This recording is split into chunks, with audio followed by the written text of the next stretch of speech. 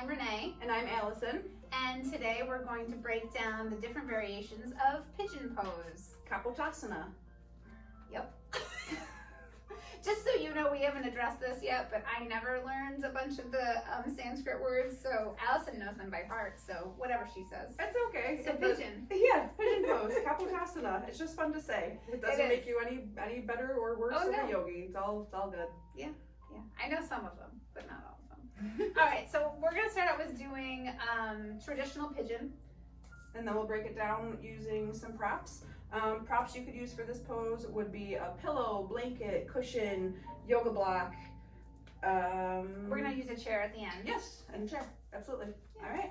So we'll have Renee get into downward facing dog, which she will then go into the three-legged dog by raising her, you're doing your right leg? Yeah. Raising the right leg up, so she's really pointing her toes, lifting up, and then she'll swoop that right knee. This is one that I tell people not to overthink. Yeah, just let it go. So by bringing the right knee close to her right hand, she can then settle down into her hips. And why don't you talk us through it, Renee? What are you doing from here? So I can stay up like this, and if this feels good, I could kind of do this. I might reach for my foot. I might use a strap there, but don't stress about that too much. But oftentimes we like to come in down to resting pigeon, and this is where I'll come into almost like that dolphin pose that you were doing in downward facing dog here, right. But I have space to do it now. So I'll come down into here, and then now Allison's gonna, oh wait, should I, yeah, I was gonna get it in a different way first, correct? Well, no, we'll do these props first, and then we'll show the other, the bolster, cool, the different way. Lots of different ways to So do pigeon. So some props to make Renee a little more comfortable here. If her tush is lifted off of the mat, we can either put a block right beneath there, or if you want something a little more comfortable, we'll set, sorry, I'm just gonna remove this, Renee. We're gonna set a little blanket, cushion, pillow, whatever you've got, just to let your buns rest there. And it helps if things are real tight. Absolutely. If you want another blanket for up here, Renee, do you care for one under your arms? Sure, why not? I'll always take props. Yeah, right? So just other ways to get loose here, to relax into it. You're still focusing on your breath, still keeping those hips nice and even here. So she's got her hips nice and even. And if she feels like she can go a little bit deeper, Renee, I'm going to ask you to take a nice deep breath in. And then on the exhale, see if you can just slowly inch this left foot back a little more, sinking down a little bit more into the pose. You feel that a little more in your hips? I do, and I'm noticing that with the props, I can kind of release and let go, and the pose becomes more dynamic. Absolutely. One thing that I like to tell my students in Kapotasana, pigeon pose, is to close your eyes and visualize your breath flowing through your body. Envision that breath becoming like a tornado that's swirling around in your hip, grabbing onto any of that stagnant energy, anything that's making it feel stuck and tight. Just visualize your breath grabbing onto all of that with a nice deep breath in. Exhale, let it go. Let all that stuff just go. And Renee, whenever you feel ready and you want to release out of that, we'll show another variation using a bolster or a bigger pillow if you've got that at home. Yeah. All right. I love pigeon. All right. Okay. So a lot of the students that I work with sometimes struggle with the traditional downward facing dog. So I tell them that they can always get into pigeon from tabletop. So tabletop is just, your wrists right underneath your shoulders. And of course, if you need extra support for your knees, you can have that here too. But so I'm going to take the left leg up into almost like a three-legged dog here, but we also sometimes call this fire hydrant. You can figure out why. So we're going to take that leg, slide it through, extend the right leg out. And then Allison will help me with some props here. Yep, so you'll notice Renee's right toes are reaching back, top of the foot is on the mat. She can wiggle those hips to sink down a little bit more. And now this is my favorite way of doing pigeon pose. We're gonna take the bolster, I'm just going to tuck it underneath here. Now you can adjust it if you want it raised up a little more, laying down. It's gonna be like a nice big pillow that Renee can wrap her arms on. Oh, you can see she's already just letting go. You can stretch your neck. Yep, here. you'll let your torso rest on it, just like it's a nice big hug. And it looks like maybe it doesn't feel good, but we promise you it Oh, does. it feels good. This is one of those try this at home videos. Yes.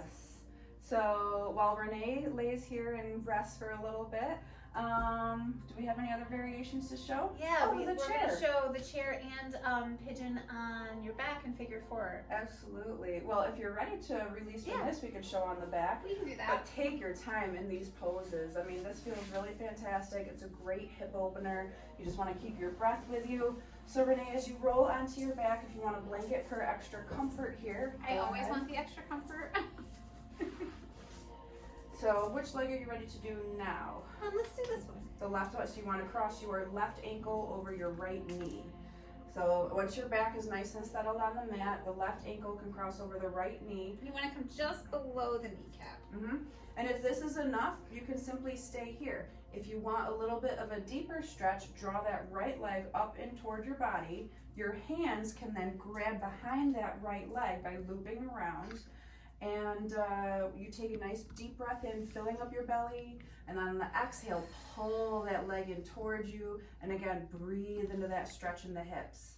Really loosening, letting go.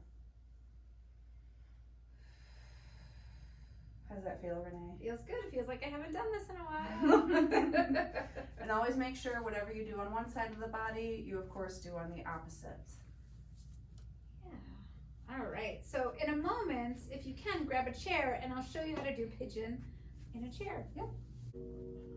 All right. So now we're back with the last version of pigeon that you can do. So I actually teach to a lot of people, again, like I said, with mobility issues. So we'll do pigeon at the chair a lot of times. And so it looks a little bit different than when we do it on the floor, but it can still be really essential in getting some nice deep stretches, whether you have knee issues or mobility issues, like I said, or just a hard time getting up and down off the floor.